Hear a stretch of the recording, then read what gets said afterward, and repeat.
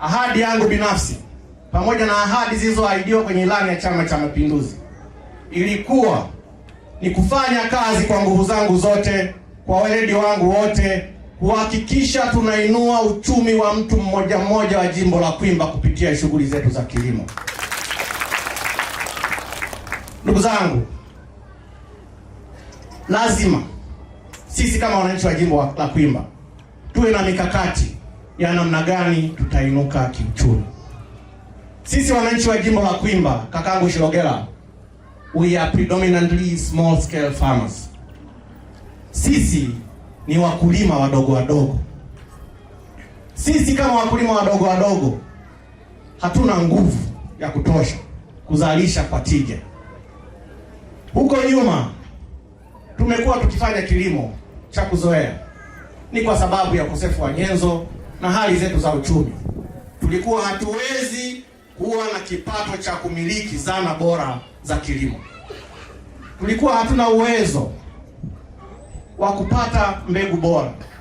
Tulikuwa hatuna uwezo wa kuajiri wataalamu wa kilimo kuja kupima afya ya udongo wetu kwenye ardhi ambazo tunayalima, lakini na kupata ushauri wa kitaalamu. Lakini tulikaa baada ya nyinyi kunituma, tukafikiri ni namna gani nzuri tunaenda kukombolewa kwenye uchumi wetu. Tulishirikishana, timu ilipita, na mimi mwenyewe nimekuwa nikizungumza na wananchi mmoja mmoja, lakini pia sio tu kuzungumza, mimi nauishi uhalisia wa wananchi wa jimbo la Kwimba. Pale kwangu Mwamaya huwa nakaa na watu mbalimbali, napenda kukutana na watu sana. Tunaulizana ni nini tufanye ili tujikomboe kama wananchi wa jimbo la Kwimba. Kwa hiyo kwenye swala hili la kilimo tulisema ndio atakuwa mkombozi wetu.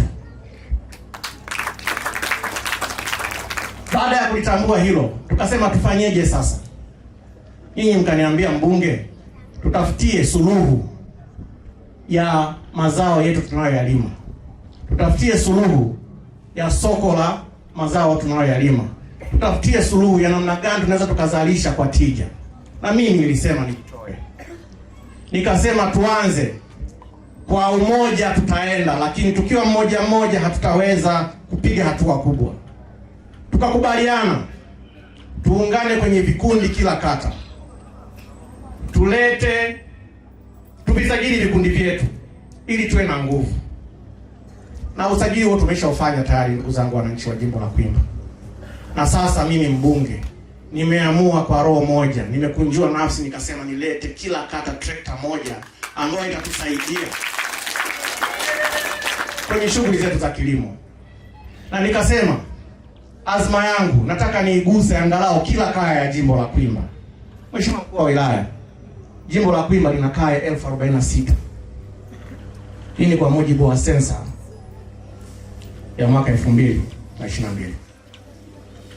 Nikasema mimi mbunge nitajitahidi kwa kadri Mungu atakavyonijalia, kila kaya angalau ipate sio chini ya ekari moja ambayo mimi kama mbunge nitaigusa kupitia zana hizi ambazo nimezileta. Nitaigusa kwa kuipatia mbegu bora, lakini pia nitaigusa kwa kupatia wataalamu ambao watawaongoza wananchi hawa kwenye kulima kwa tija. Mheshimiwa Mkuu wa Wilaya na ndugu wananchi wa jimbo la Kwimba, changamoto yetu watu wa Kwimba sio ardhi. Ardhi tunayo. Changamoto yetu watu wa Kwimba sio bei ya mazao ambayo tunayazalisha.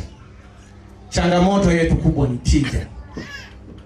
Sasa hivi kwa mfano, wananchi wenzangu wa Kwimba wanaolima zao la dengu kwa mfano, huwa tukivuna sana, Mheshimiwa Mkuu wa Wilaya, tunapata gunia moja, ukibahatika sana 2.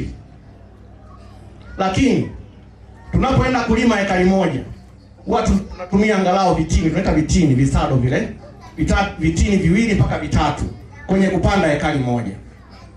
Tulikuwa tunafanya kwa mazoea. Na hizi mbegu ni zile ambazo tunakuwa tumevuna mwaka huu, tunaenda nyumbani tunazianika juu ya jiko ili zitunzwe na moshi kwa ajili ya kulima msimu ujao. Sio mbegu bora. Kwa hiyo tunatakiwa tutoke hapo kwanza. tunatakiwa tutumie mbegu bora, tunatakiwa tutumie wataalamu, tunatakiwa tutumie zana bora ili tuweze kuongeza tija katika kilimo chetu.